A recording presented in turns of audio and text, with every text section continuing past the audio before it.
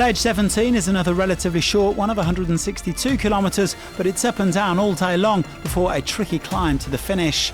The Monasterio de Tentudia is 10.3 kilometres at an average of 5%, but there is actually a short descent partway through, meaning some of the steeper gradients will really bite.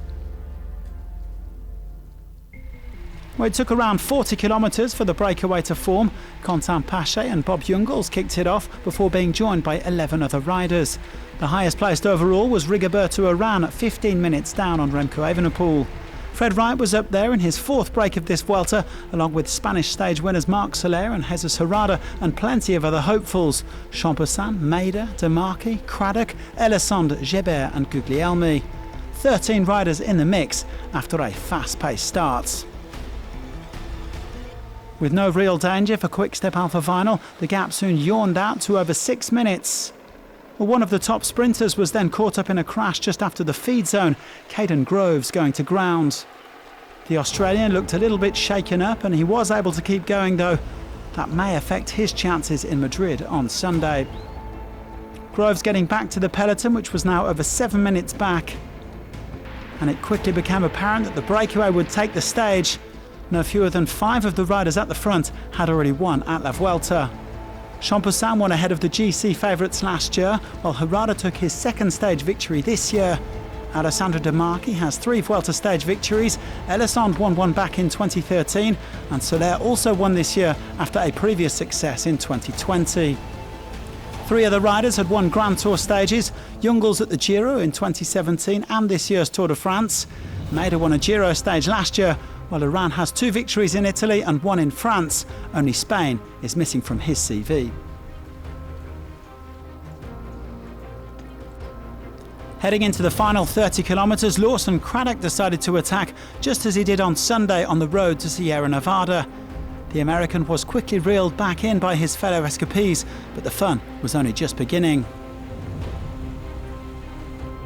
Craddock had another go with 15k remaining and Guglielmi was unable to bridge across. Wright then tried to chase the American down, but Craddock was still leading solo as they hit the final climb with around 10 seconds on the rest of the breakaway. Wright would soon be distanced after pacing for Maida. And the chasers continued to attack each other, with Urán, Champoussin and Pache pulling clear of the rest, but it was still Craddock leading the way. Soler and Herrada also joined the fray in the final few kilometres, and they finally caught up to Craddock just before the Flamme Rouge. Still 5 or 6 riders here fighting for the win.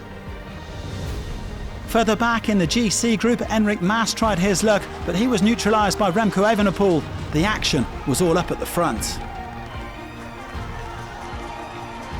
Here we go, Rigoberto Urán kicks for the stage, Herrada's still on his wheel, Rigoberto Urán, is he going to bring home the victory for EF Education Easy Post? Herrada's still there, they are literally on their last legs. Rigoberto Urán, Herrada, Quentin Pache, Rigoberto Urán kicks around the corner and sees the gantry. Is it going to be a win for the Colombian? Rigoberto Urán takes his 4th Grand Tour stage win. That was a brutal finish.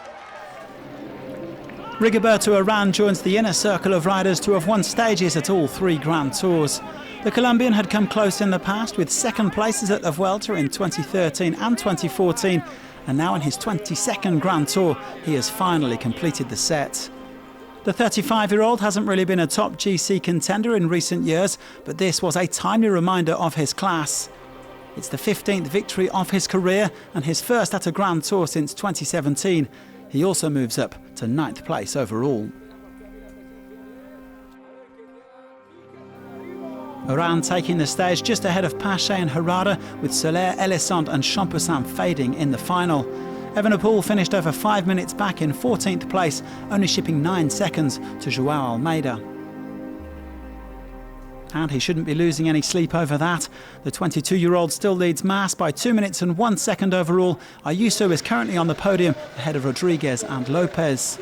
Evenepoel is just a few days away from becoming the first Belgian Grand Tour winner since back in 1978.